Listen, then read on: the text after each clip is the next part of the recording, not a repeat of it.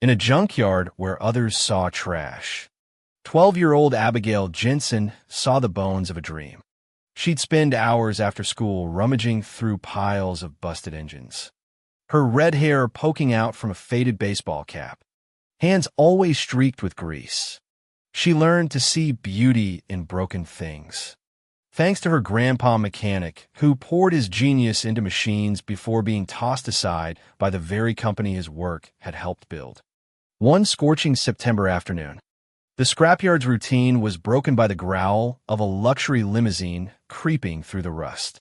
Out stepped a CO Charles Thompson, silver-haired and tense, clutching his phone and glaring at a flat tire like it was a personal insult. His driver, Harrison, was losing a battle with stubborn lug nuts, sweat pouring off him, when Abigail wandered over and asked if she could help. The grown men barely hid their skepticism, but in minutes with a hammer, chisel, and the nerve only a kid could summon, Abigail had those nuts loose. She refused Mr. Domschen's $100 tip, saying her grandpa taught her to help for the right reasons, not for cash. Still, she accepted a ride home as the sun started to fall. Inside the limo, she shyly explained her Projecta hybrid engine, inspired by her grandpa's notebooks, that could change everything. Mr. Thompson, an engineer himself, was startled by her grasp of mechanics, especially when she explained a fuel injector design his own top minds couldn't crack. Back at the Jensens' small house, Abigail introduced Thompson to her mom, Mary, who invited him in for iced tea. The home was modest, filled with family warmth and reminders of her late grandpa, a war hero and the real source of Abigail's brilliance. After a quiet tour of Abigail's backyard, sheet a world of carefully organized tools and the prototype engine, Thompson recognized the lost potential of a man he'd once fired. He left that night a changed man. The next morning, Thompson summoned his team at Thompson Aeronautics. Their multi-million-dollar XT-7 engine was failing, the fuel system baffling even the brightest minds. Out of ideas and time, Thompson took a wild leap. He brought Abigail into the boardroom. The engineers' PhDs from MIT and Caltech snickered.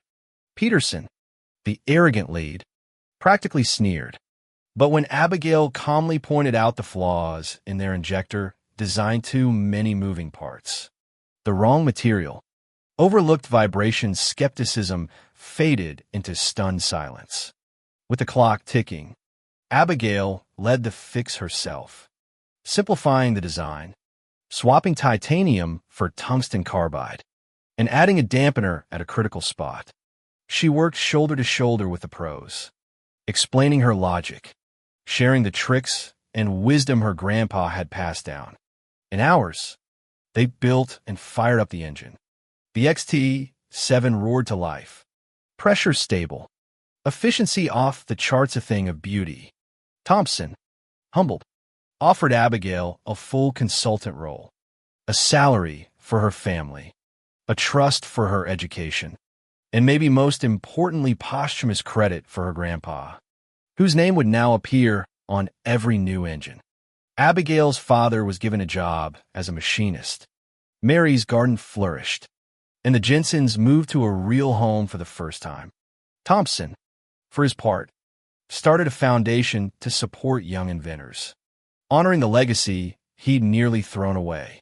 But the world of aerospace is never peaceful. A ruthless competitor, Marcus Thorne at Vanguard Dynamics, tried to steal the limelight. He unveiled a copycat engine and accused Thompson Aeronautics of stealing designs.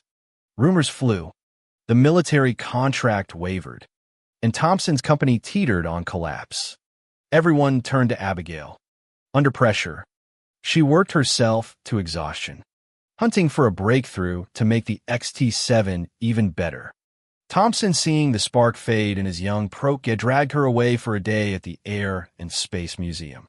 Wandering through history, Abigail saw inspiration in the cooling fins of a World War II fighter plane. Suddenly, everything clicked. She dashed back to the lab, proposing micro-channeled fins and a new conductive alloy to cool the engine using airflow. Simple, elegant, and decades ahead. The team rallied, working non-stop to turn the idea into reality. The new XT8 engine blew past all expectations. More power, more efficiency, perfectly stable. At the next military demonstration, the brass and industry press watched as Abigail calmly defended her invention against Thorne's accusations. When he challenged her, she laid out the science and her process with the clarity of a born teacher. Then Thompson revealed proof of Thorne's corporate theft emails, hard drive receipts, every smoking gun. Thorne's empire crumbled overnight. Thompson Aeronautics, meanwhile, soared. Years passed. Abigail, now 15, led her own division at the company.